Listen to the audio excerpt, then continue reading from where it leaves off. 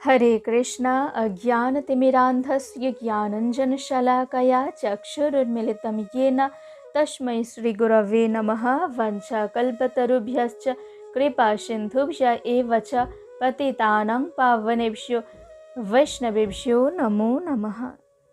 सबसे पहले मैं मेरे गुरुजी ओं विष्णुपाद परमहंस अष्टोत्तर शतश्री श्रीमद् भक्ति सुंदर भागवत महाराज जी का चरण कमलों में कोटि कोटि नमन करती हूँ और समस्त साधु गुरु वैष्णव जनों के चरण कमलों में कोटि कोटि नमन करती हूँ। आज मैं कहूँगी उत्पन्ना एकादशी व्रत के बारे में। एक समय कुंती पुत्र अर्जुन ने भगवान श्री कृष्ण से कहने लगे कि हे जनार्दन, अग्रहायण मास के कृष्ण पक्षीय एकादशी का नाम उत्पन्न क्यों है? उत्पन्ना एकादशी क्यों है और उत्पन्ना एकादशी की विधि क्या है? तो उत्पन्ना एकादशी व्रत के बारे में कृपा करके अब बताइए, मैं सुनना चाहता हूँ। तब भगवान श्री कृष्ण ने कहा कि हे पृथापुत्र, अग्रहायण मास के कृष्ण पक्षीय एकादशी का नाम उत्पन्ना है और ये तो पुण्यदायिनी है। इस उत्पन्ना एकादशी पुण्यदायिनी और अवश्य मुक्तिदायिनी, सर्व पाप विनाशिनी है और इस एकादशी परम पवित्र, देवताओं को भी अति प्रिय है इस उत्पन्ना एकादशी। और इस उत्पन्ना एकादशी व्रत के बारे में एक कहानी है, उस कहानी के बारे में कह रहा हूँ, ध्यान पूर्वक सुनो। प्राचीन काल में, सत्य युग में, मूर नाम का एक दानव था, एक दैत्य था। वो तो अद्भुत आकृति विशिष्ट था और वो तो मूर दानव तो अत्यंत कोपन कुटिल स्वभाव के थे। देवता तो अत्यंत भीत संत्रस्त रहते थे मूर से। और मूर ने एक बार स्वर्ग राज्य छीन लिया, देवताओं से स्वर्ग राज्य छीन लिया और देवताओं तो इधर उधर भागने लगे। और एक बार देवराज इंद्र सभी देवताओं के साथ देवादिदेव महादेव के पास पहुंच गए और देवादिदेव महादेव से कहा कि हे देवादिदेव महादेव, कृपया हम सबकी रक्षा कीजिए आप। देवादिदेव महादेव ने कहा कि हे देवराज इंद्र, आप भगवान श्रीहरि विष्णु के पास जाइए। भगवान श्रीहरि विष्णु तो शरणागत वत्सल जगन्नाथ, गरुड़ ध्वज, आश्रित जन के परित्राणकारी है। इसलिए भगवान श्रीहरि विष्णु ही रक्षा कर सकते हैं और मूर नामक दानव को वध कर सकते हैं। तो आप भगवान श्रीहरि विष्णु के पास जाइए। तो ये बात सुनकर देवराज इंद्र ने सभी देवताओं के साथ क्षीर सागर में पहुंच गए और क्षीर सागर में पहुंचकर भगवान के पास जाकर भगवान की स्तुति की, वंदना किया, प्रणति निवेदन किया और फिर कहा कि हे प्रभु, हम सबकी रक्षा कीजिए। भगवान तो अंतर्यामी है, सब कुछ जानते हैं। लेकिन फिर भी पूछ रहा है, भगवान श्री हरि ने पूछ रहा है कि हे देवराज इंद्र, बात क्या है, क्या हुआ है। तब देवराज इंद्र ने कहा कि मूर नामक दानव स्वर्ग राज्य हमसे छीन लिया और हम सब तो पृथ्वी पर विचरण करने लगे, पृथ्वी पर विचरण कर रहा हूँ हम सब, तो हे प्रभु रक्षा कीजिए। भगवान श्रीहरि ने मूर नामक दानव के बारे में पूछा। देवराज इंद्र ने कहा कि ब्रह्म वंश में तालजंघ नाम का एक दानव रहते थे, एक दानव था। तो वो तालजंघ दानव के पुत्र ही मूर है, और वो तो अति कुटिल स्वभाव के है, अत्याचारी है, और वो तो चंद्रावतीपुरी में रहते हैं। हमसे तो स्वर्ग राज्य छीनकर स्वर्ग में स्वजातियों के मध्य किसी को राजा बना दिया, किसी को दिक्पाल बना दिया। ये सब करके चंद्रावतीपुर में रह रहा है। भगवान तो ये सब सुनकर अत्यंत क्रोधित हो गए और कहा कि ठीक है, मैं जाऊंगा चंद्रावतीपुर में युद्ध के लिए, मूर को वध करने के लिए मैं जाऊंगा। ये कहकर देवताओं के साथ भगवान श्री हरि ने चंद्रावतीपुर में उपस्थित हो गए। उधर उपस्थित होकर क्रोधित होकर क्रोध में तो गर्जन करने लगे, और ये गर्जन ध्वनि सुनकर, आवाज सुनकर तो मूर दानव युद्ध के लिए तैयार हो गए।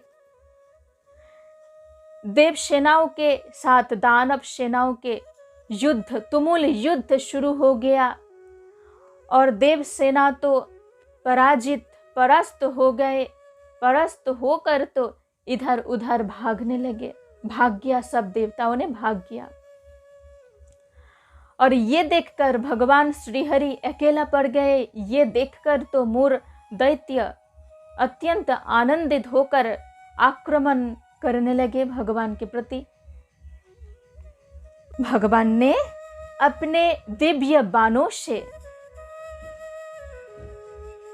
दैत्य योद्धाओं को आघात करने लगे दिव्य बाणों से, और सब निहत वध हो रहा है।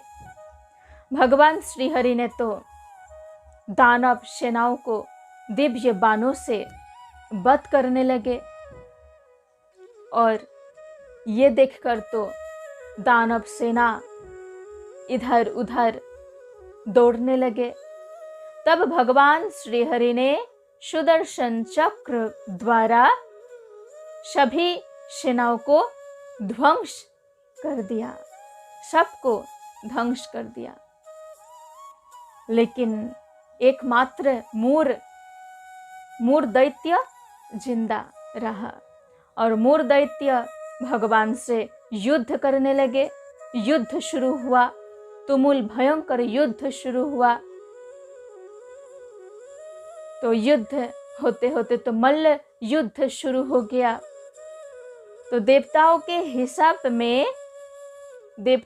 हिसाब में तो 1000 वर्ष तक भगवान के साथ मूर दैत्य का युद्ध हुआ।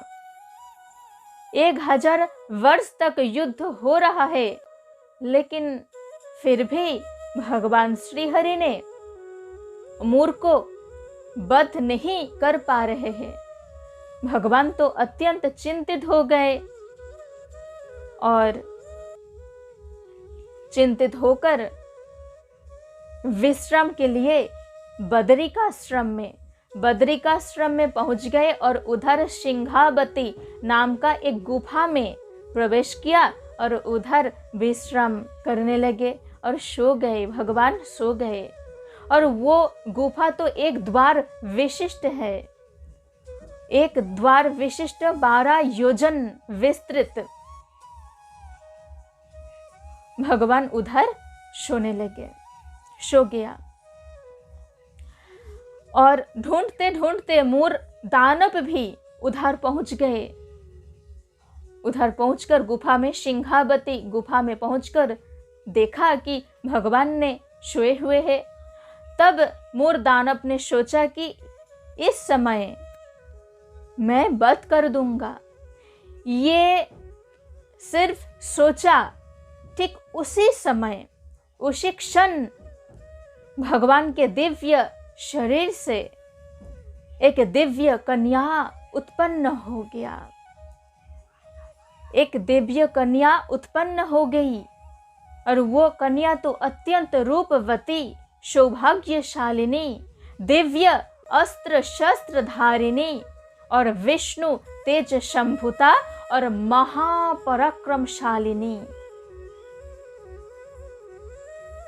वो तो दिव्य कन्या ने मूर के साथ युद्ध शुरू कर दिया। युद्ध होने लगा और कुछ ही क्षण में दिव्य कन्या के दिव्य तेज के प्रभाव से मूर दानव भस्मीभूत हो गए। मूर दानव वध हो गया। और भगवान का जब निद्रा भंग हुआ तो तब भगवान आंखें खोलकर देखा कि पास में एक अति सुंदर दिव्य कन्या खड़ी है, हाथ जोड़कर खड़ी है। भगवान ने पूछा कि आप कौन है, हे देवी आप कौन है? और भगवान ने देखा कि मूर नामक दानव भस्मीभूत हो गया। तो तब भगवान अत्यंत प्रसन्न होकर कहा कि मूर नामक दानव का वध किसने किया? वो तो अत्यंत प्रशंसनीय है, प्रशंसा की यज्ञ है। उस दिव्य कन्या ने कहा कि हे प्रभु, मैं तो आपके शरीर से उत्पन्न हुई हूँ और मैं ही आपकी कृपा से वध कर दिया मूर दानव को। भगवान तो अति प्रसन्न हुआ और कहा कि हे देवी, यद्यपि आप एकादशी तिथि में उत्पन्न हुए हैं, इसलिए आपका नाम आज से उत्पन्न एकादशी है। आपका नाम आज से उत्पन्न एकादशी है। भगवान ने कहा कि हे देवी, आप कहिए आपको क्या वर चाहिए? मैं तो ऋषियों को, मुनियों को वर प्रदान करते हैं, तो आपको क्या वर चाहिए? तब उत्पन्न एकादशी जी ने कहा कि हे प्रभु, आप मुझे ये वर दीजिए कि जो व्यक्ति इस एकादशी को जो व्यक्ति पालन करेंगे वो तो सर्व सिद्धि लाभ करेंगे। भगवान तो अति प्रसन्न होकर कहा कि हे देवी, आप तो सर्व विघ्न नाशिनी है, आप तो सर्व दायिनी है। तो ये इस एकादशी उत्पन्न एकादशी व्रत को जो निष्ठा पूर्वक, भक्ति पूर्वक पालन करेंगे वो तो सर्व सिद्धि प्राप्त होंगे। आप तो मेरा ही शक्ति है, आप तो हरिप्रिया है, आप तो हरिप्रिया नाम से परिचित होंगे। और जो उत्पन्न एकादशी व्रत पालन करेंगे उसका सभी शत्रुओं का नाश हो जाएगा और वो तो परम गति प्राप्त होंगे और सर्व सिद्धि प्राप्त करेंगे। इसलिए हम सबको उत्पन्न एकादशी व्रत अवश्य पालन करना चाहिए। उत्पन्न एकादशी व्रत पालन करने से सभी पाप ताप सब छूट जाएंगे। और उत्पन्ना एकादशी व्रत तो इस साल 2021 साल में 30 नवंबर 30 नवंबर है। और पारण किस समय से किस समय तक है इसके बारे में डिस्क्रिप्शन में है, कृपा करके आप देख लीजिएगा। आप सब मेरे साथ बोलिए, हरे कृष्णा कृष्ण कृष्ण हरे हरे, हरे राम राम राम हरे हरे।